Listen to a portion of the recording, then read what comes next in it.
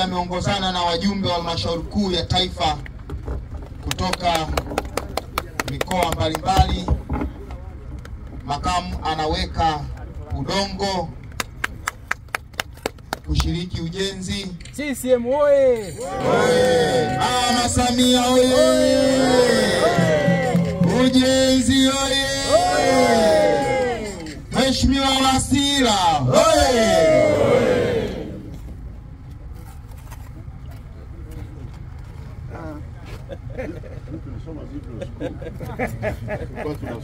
Mheshimiwa Makamu anaendelea kushiriki ujenzi vizuri kabisa. Inaonekana ufundi hakupitwa na ile somo la ufundi. Anaweka tofali, makofi na vigelegele. Makamu mwenyekiti analiweka tofali lile vizuri kabisa. Lete lingine. Anasema lete tofali jingine. Safi kabisa. Tunajenga tofali moja. Anasema inawezekanaje ukajenga tofali moja. Makofi na vigelegele kwa makamu mwenyekiti mzee Wasira. Nolaya CCM ina watu. Sasa makamu mwenyekiti hata akirudi, anapokwenda kutoa taarifa kwa Mheshimiwa Samia, anatoa. Tumuongezee makofi na vigelegele kwa wingi. Anapoendelea kuweka sawa, makamu ameongozana na wajumbe wa halmashauri kuu ya taifa. Tunaye mzee Msome, tunaye Comrade Yohana Msita kutoka mkoa wa Singida, tunaye kaka Musin Us kutoka Zanzibar, Mneki kutoka Zanzibar.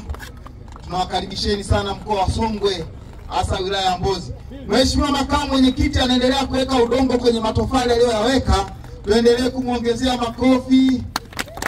Tunakushukuru sana, tunakushukuru sana. Sasa watoto msirudie shule. Msirudie shule. Shule yenu hii imepata hadhi ya kuwekewa udongo na makamu mwenyekiti.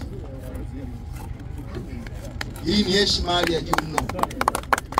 Na watumishi tuwaombe lisimamie hili jengo kwa uadilifu mkubwa sana, kwa sababu jengo ambao amekuja makamu mwenyekiti na macho yatakuwa mengi, tutakuwa tunachungulia sana. Yaani mimi siwezi kujenga kama wewe. Unalizidi. Makamu anaendelea na ujenzi safi kabisa. Nadhani mkoa wa Songwe anapoendelea na ujenzi, niwape taarifa wananchi wenzangu mlioko hapa. Makamu mwenyekiti toka ameteuliwa, ziara yake ya kwanza ameanzia mkoa wa Songwe. Naomba leo tuweke sawa. Hii ni heshima kubwa sana wananchi wa mkoa wa Songwe tumepata. Yaani ziara yake ya kwanza ni mkoa gani? Songwe.